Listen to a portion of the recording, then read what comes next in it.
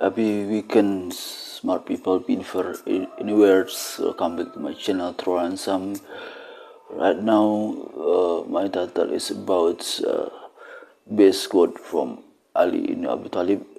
From his original quotes, he said that the worst of our faults is our interest in others people faults. Yeah. So the complete title is the worst of our faults and explorations of Ali ibn Abi Talib's wisdom on human nature. Stay tuned with me so you will get inspired and motivated facing life adversities. So, Ali ibn Abi Talib, the cousin and the son-in-law of the Prophet Muhammad and the fourth Caliph of Islam, is renowned for his profound insight and eloquent expressions. His quote, "The worst of our faults is our interest in other people's faults," succinctly captures the deep-seated issue in human nature. This statement is a timeless reflection on tendency to focus on the shortcomings of others while neglecting our own. So in age where social media and constant connectivity amplify this inclination, Ali's wisdom offers crucial lessons on humility, self-awareness, and ethical conduct. Let's see the historical and philosophical context about the quote above here. The words faults is our interest in other people's faults. Ali ibn Abi Talib life and teachings are characterized by a profound understanding of human psychology and morality. As a leader and as such, his words were designed to guide individuals toward a more introspective and virtuous life. His statement about the faults of others is rooted in Islamic teachings that emphasize self-purification and the importance of focusing on one's own spiritual and moral development. So, in Nahj al-Balagha, in the meaning of the Peak of the Eloquence, a collection of Ali's sermons, letters, and sayings, themes of humility, self-improvement, and ethical behavior are recurrent. The quote in question aligns with these themes, urging individuals to turn their gaze inward and address their own imperfections rather than judging others. Let's see the psychology behind focusing on others' faults. By the way, human beings have an innate tendency to compare themselves to others, right? This indication can often lead to preoccupations with the faults of others as a means of self-validation. Psychologically, pointing out the flaws in others can serve defense mechanisms to avoid confronting our own shortcomings, and it creates illusions of superiority and distracts from personal accountability.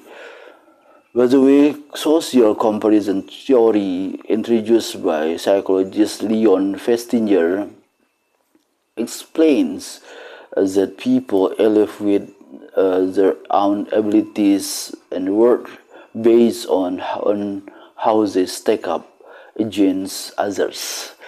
And this comparative mindset can be detrimental when it leads to constant scrutiny of others' faults other than fostering personal growth. And Ali wisdom addresses this psychological tendency by highlighting its destructive nature and urging a shift towards self-reflections. So what is the impact of social media? As you know, alright, so based on Ali ibn Talib's In today's digital age, social media has amplified the propensity to judge and criticize others. Platforms like Facebook, Twitter, and Instagram provide constant updates on people's lives, often showcasing their mistakes and flaws. This environment encourages a culture of judgment and criticism, where individuals can easily become engrossed in the faults of others. The anonymity and distance provided by the internet further exacerbates this issue, making it easier for people to criticize without facing the consequences of their actions. These trends not only foster negativity but also distract from the opportunity for personal growth and self-improvement. Ali ibn Abi Talib's advice is particularly relevant in this context, and by reflecting our focus from faults of others to our own areas for improvement, we can cultivate a more positive and constructive use of our time and energy. So, what is the connection between ethical and spiritual dimensions? The answer is, from an ethical perspective, the focus on others' faults can lead to gossip, backbiting, and a general erosion of social harmony. In many religious and philosophical traditions, including Islam, such behaviors are condemned. The Quran and Hadith emphasize the importance of maintaining the dignity and respect of others, and Allah's teaching are reflections of these principles. Spiritually, the preoccupations with others' faults can hinder personal developments, and Islam self-purification, tazkiyah, is a central tenet, and it requires individuals to constantly evaluate and improve their own characters. And Ali's statements serve as a reminder that true spiritual growth comes from within, and it requires a disciplined focus on oneself rather than a critical eye on others. So, what are the practical steps for self-reflections and improvements? The first practical step for self-reflection and improvement is called with mindfulness and meditation. So, you can practice mindfulness, which can help individuals become more aware of their thoughts and tendencies to judge others.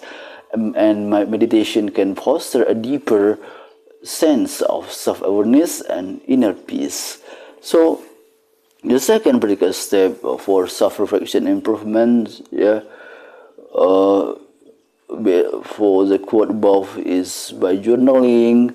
You can keep a journal to reflect on one's actions, thoughts, and feelings, can provide insights into personal faults and areas for improvement. And the second practical step for self-reflection and improvement, for the worst faults quote above, is by regular self-evaluations. You can set aside time for regular self-assessment, can help identify personal shortcomings and track progress in overcoming them. And the fourth practical step for the quote above, you can do is you have to have empathy and compassion.